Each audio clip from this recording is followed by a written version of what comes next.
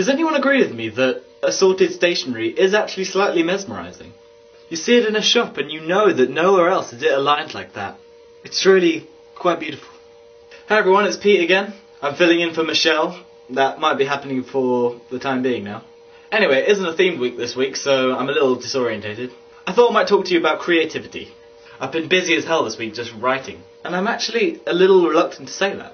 I really can't stand those kind of people who work on their own creative projects for the sole purpose of rubbing it in other people's faces just to make themselves feel big.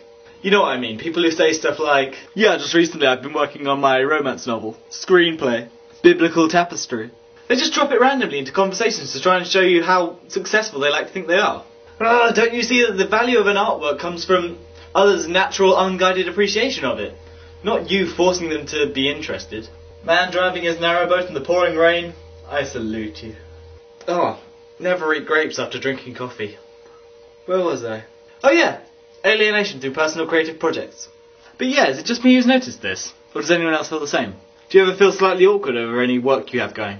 Could be writing or anything you want to put your talent into. It's all closely linked with self-esteem. I mean, while I'm writing, I'm never quite sure if I'm creating something that will be respected and remembered, or if I'm doing something that won't even be worthy of a Twilight fanfiction site. There's a lot of doubt in yourself with this subject. And I'm sure if anyone's in a similar situation to me, then there must be times when you think, oh, why am I even bothering with this? But think about it this way.